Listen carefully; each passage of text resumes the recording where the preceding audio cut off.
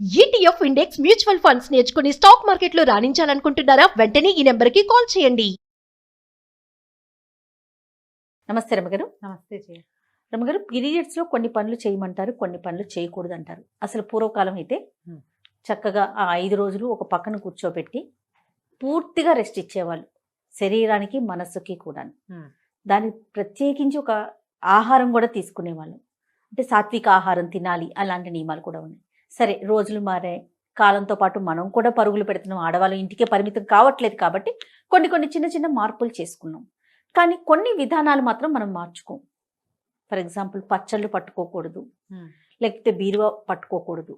బీరువా పట్టుకోము, కూడదు ఏమో నాకు తెలియదు, కానీ తీయము, అన్నిట్లో చేతులు పెట్టేయము, ముఖ్యంగా పూజ చెయ్యము, పూజ గదిలోకే వెళ్ళాం. ఊడ్చే అవకాశం లేకపోతే అలా వదిలేస్తాం. పూర్తిగా అయిపోయిన తర్వాత స్నానం చేశాకే మనం అటువైపుకి వెళ్తాం. కానీ ఈ మధ్యకాలంలో కొన్ని సోషల్ మీడియాలో నేను చూస్తూ ఉన్నాను అమ్మగారు, ఎందుకు చేయకూడదు, తప్పేంటి, ఇది కూడా భగవంతుడు ఇచ్చిందే కదా, మొత్తం ఆయన బిడ్డలమే కదా, చేస్తే ఏమవుతుంది, నేను ఇలా చేసేసాను, నాకేం కాలేదు, నేను చాలా హ్యాపీగా ఉన్నాను, ఇలాంటి కామెంట్స్ చూస్తూ ఉన్నామండి. మీరు ఏదైనా చెప్తారా నాకు? కొన్ని విషయాలు ఎందుకు మాట్లాడుతూ ఉన్నామో తెలియకుండా మాట్లాడుతూ ఉంటాను జయ.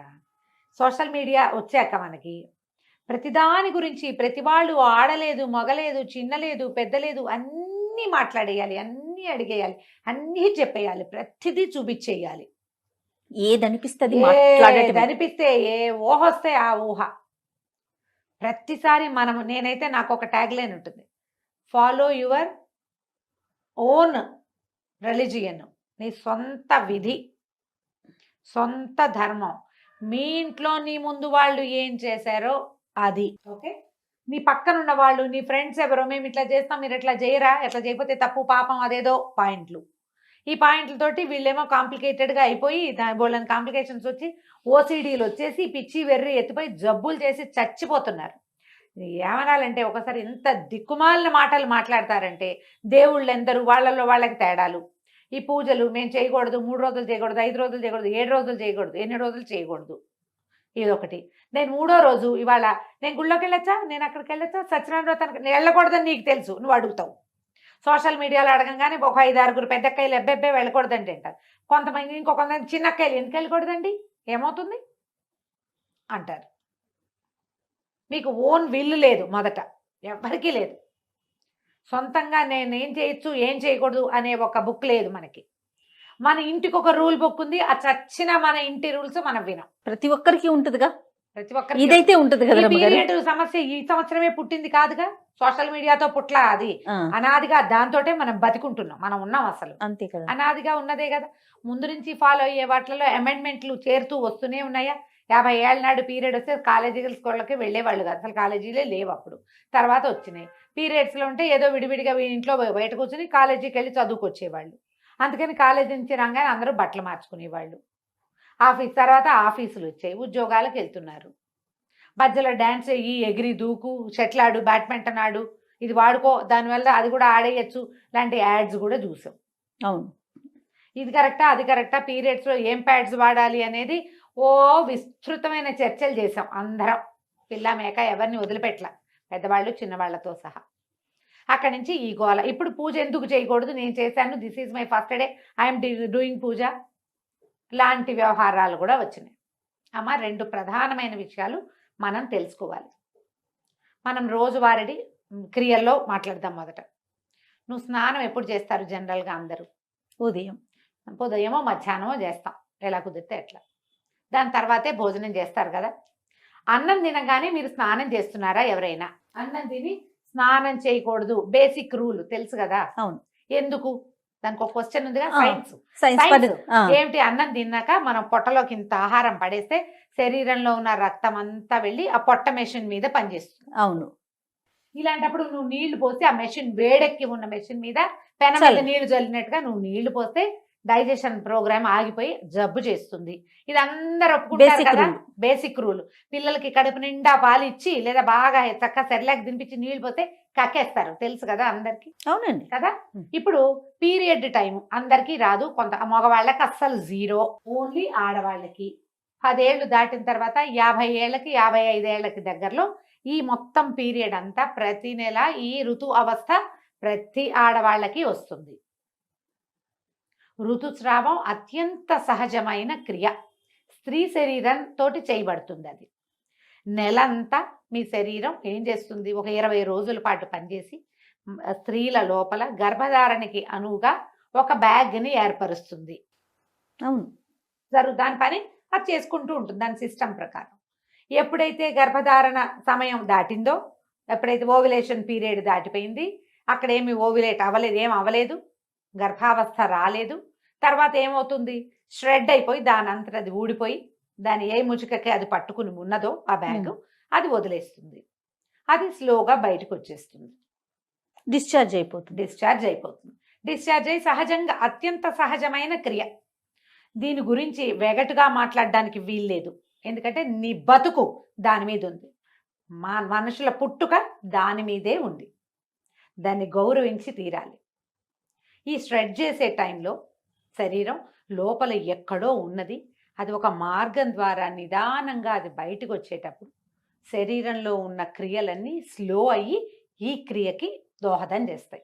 సైన్స్ డాక్టర్లు కూడా చెప్తారు కదమ్మా. ఏ డాక్టర్ గైనకాలజిస్ట్ అయినా చెప్పేదేగా.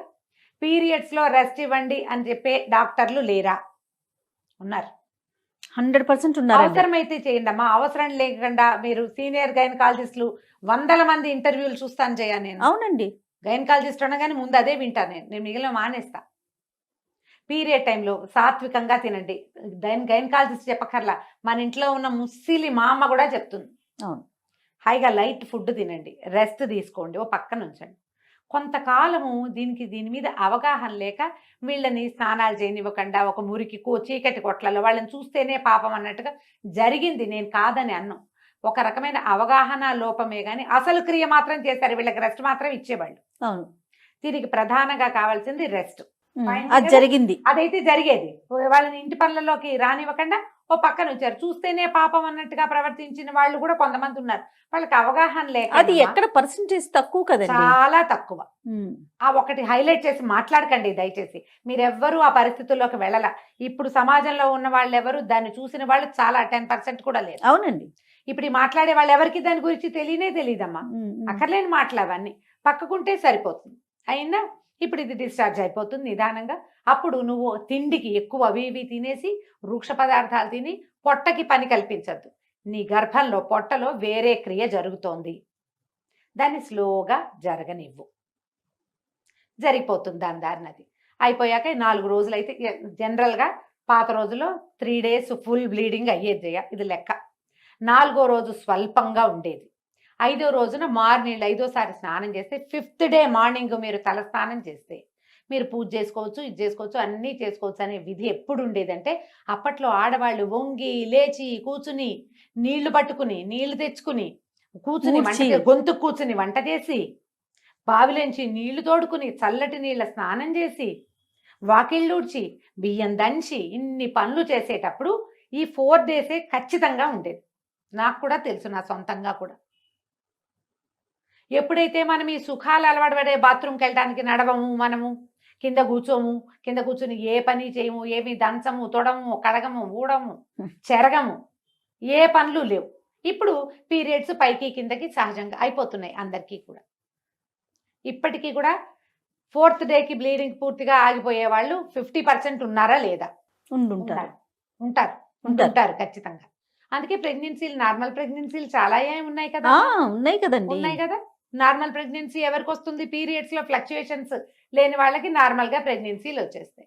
ఏదో ఫ్లక్చుయేషన్ ఇబ్బంది ఉందంటే మీరు పని చేయకపోవటం వల్లే అని నేను అన్ను, రకరకాల ఎలిమెంట్స్ అయ్యి ఉంటాయి. అయిందా? ఇప్పుడు ఈ క్రియలో ఇది సహజమైనది, మీకు అందరికీ తెలుసు, నేను మళ్ళీ చెప్పాను. వేరే పూజ దగ్గరికి వద్దాం. వాట్ ఈజ్ పూజ? ఏంటమ్మా పూజ? భగవంతుడు నువ్వు 2 పూలు తెచ్చి ఊరికి ఇక్కడ పడేసి అలంకారం చేసుకోవటం కాదు. నీ పూజ చేస్తే మన శరీరంలో ఉన్నటువంటి బ్లడ్ పైకి వెళ్తుంది, చక్రాస్లో ఉన్న ఎనర్జీ పైనున్న సహస్రారంలో ఉన్నటువంటి శక్తిని చూడ్డానికి పైకి వెళ్తుంది. అది మనకి ఇప్పుడు పీరియడ్లో శక్తి అంతా ఎక్కడికి వెళ్తోంది? శిరోగమనంలో ఉంది, కిందకి వెళ్తోంది.